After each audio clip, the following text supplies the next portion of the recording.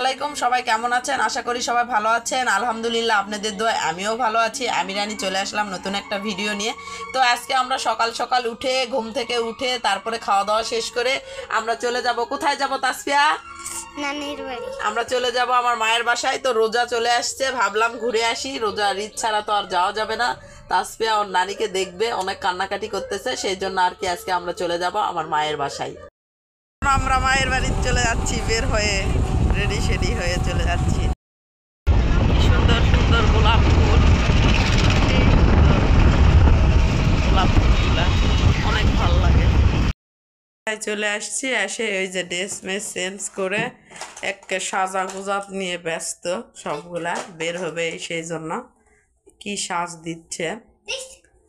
তো বাসায় আমরা চলে আসছি, এখন চলে যাব আমার ভাইয়ের বাসায় ঘুরতে, সেই জন্য আর কি ওরা রেডি সেডি হয়ে যাবে। এখন কেন যাবি না? চল চল।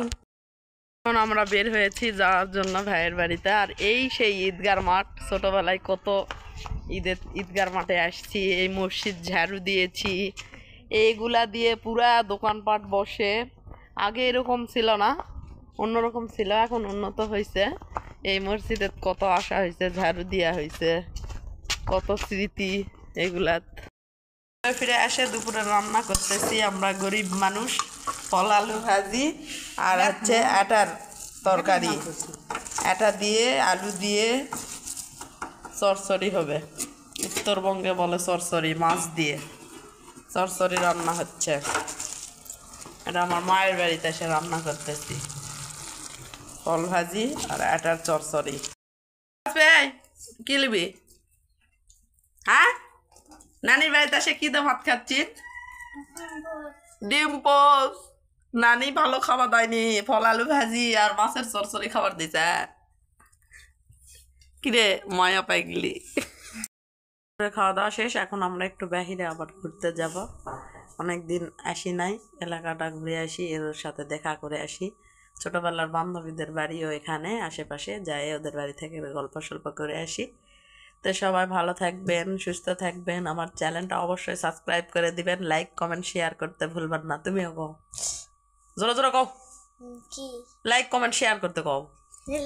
লাইক কমেন্ট শেয়ার করে দিবেন প্লিজ। খাওয়া দাওয়া শেষ করে বসে আছি, তো সবাই মিলে আড্ডা দেওয়া হচ্ছে। বিকেলে একটু হালকা পাতলা নাস্তা করে চাটা খেয়ে বেরিয়ে পড়বো বাইরে ঘোরার জন্য। তো এখানে আমাদের মানে পাতার বলে আর কি উত্তরবঙ্গে, বিল ঝিল ধানের ক্ষেত আছে, এগুলা দেখার জন্য যাব। আর আপনাদের মাঝেও শেয়ার করব, আবার নতুন একটা কোনো ভিডিও নিয়ে চলে আসব আপনাদের মাঝে। তো সবাই ভালো থাকবেন, লাইক কমেন্ট শেয়ার করবেন, আর আমার চ্যানেলটা অবশ্যই সাবস্ক্রাইব করে দিবেন। আল্লাহ হাফেজ।